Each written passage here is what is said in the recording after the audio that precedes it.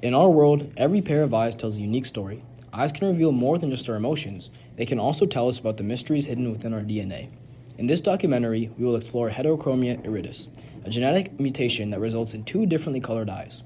We'll dive into the science behind this mutation, focusing on the role of the OCA2 gene and the P protein. One brisk evening, a man walked outside the Louvre with a painting in hand. Two witnesses viewed the robbery in plain sight. Although they were on opposite sides of him, when giving a description to the police, one described the man to have brown eyes, while the other said they were blue. Both witnesses were 100% sure they knew what they saw. But how could this be possible? After 5 years of searching for the suspect, the police finally found him. But one thing was unique about him. He had two different colored eyes. This explains why it took so long to find him, and that both the witnesses were correct. But how did his eyes get like that in the first place? To understand this, we must first understand mutations. A mutation is a change in the genetic sequence, the code for life. This change can occur naturally over time or be caused by external factors like radiation or chemicals. Some people can also inherit mutations and be born with genetic changes. Most mutations don't cause significant changes, but some can lead to traits that are visible or affect how our bodies function. Now, you may be wondering, how does this relate to our criminal here? Under normal circumstances, a person has two same-colored eyes. This color is determined by the amount of type and pigment, specifically melanin, in the iris. The more melanin you have, the darker your eyes appear. But what happens when there is a mutation in the genes controlling melanin production? In the case of our criminal, this is where Heterochromia iridis comes into play. In this case, it is caused by a mutation in the OCA2 gene. The OCA2 gene is responsible for the production of a protein called the P protein. When this protein plays a crucial role in the transport of melanin-producing cells in the body. When this gene is mutated, the P protein is either missing or malfunctioning, leading to differences in eye color, resulting in that striking Heterochromia iridis.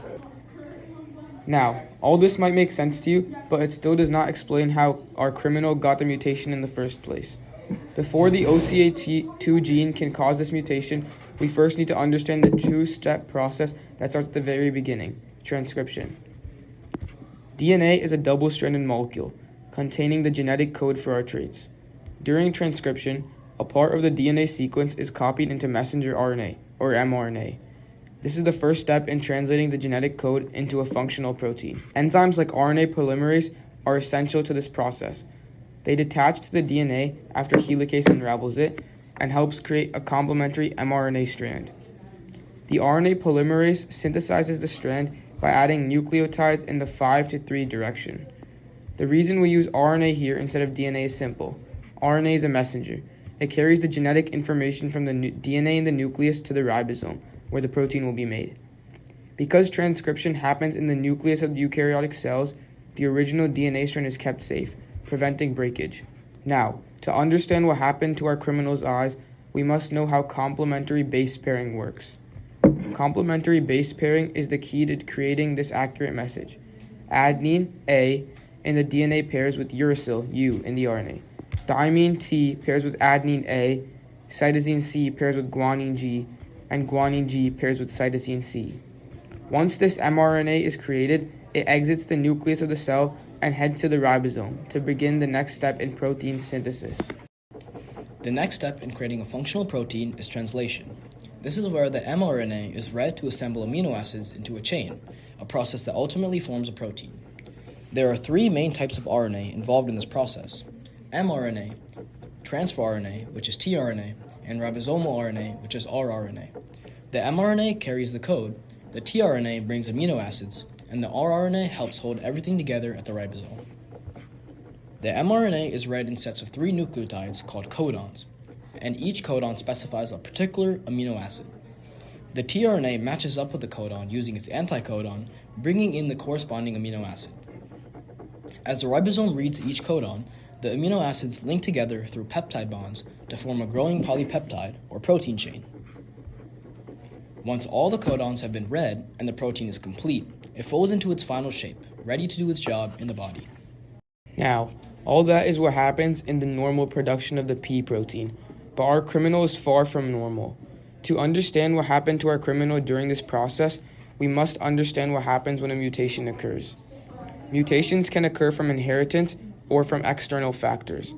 If a mutation is inherited, that means an abnormal change in the gene sequence happens from birth. External factors that cause mutations include exposure to UV rays, radiation, chemicals, and other carcinogens.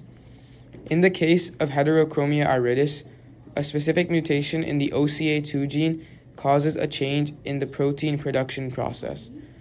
This mutation could be a point mutation, such as insertion, deletion, or substitution, where just one base in the DNA is altered. For example, an insertion mutation occurs when a nucleotide that does not belong is added to the sequence. Depending on where the mutation occurs in the sequence, it can cause a total frame shift, potentially changing every amino acid produced by the sequence. A deletion mutation is just the opposite. A deletion mutation occurs when a nucleotide is deleted from the sequence. This can also cause a frame shift and can be significantly detrimental to the final protein produced. A substitution mutation occurs when one nucleotide is swapped out with another. This is the least detrimental mutation, as it can occur in a silent mutation, where the amino acid stays the same due to how the codon wheel works, or only one amino acid changes. As you can see, each point mutation only involves one nucleotide, therefore called a point. According to the police report, our criminal's mutation was a point mutation of a substitution, caused by inheritance from his parents' genes. For instance, a single point mutation, substitution in this example, in the OCA2 gene could result in an incorrect amino acid being transported into the protein. This alters the function of the P protein, impairing its ability to transport melanin properly into the iris. Without the right amount of melanin in one eye, that iris might appear lighter in color, creating a visible difference between the two eyes. This explains why our criminal had one blue eye and one brown eye. Now that we understand how mutation works, the process of transcription and translation, and what mutation happened to our criminal, we can understand why our criminal had one brown eye and one blue eye. Rather than a mistake that the witnesses made when describing the criminal, the color of the criminal's eyes was actually due to a mutation. Heterochromia iridis is more than just a visual anomaly.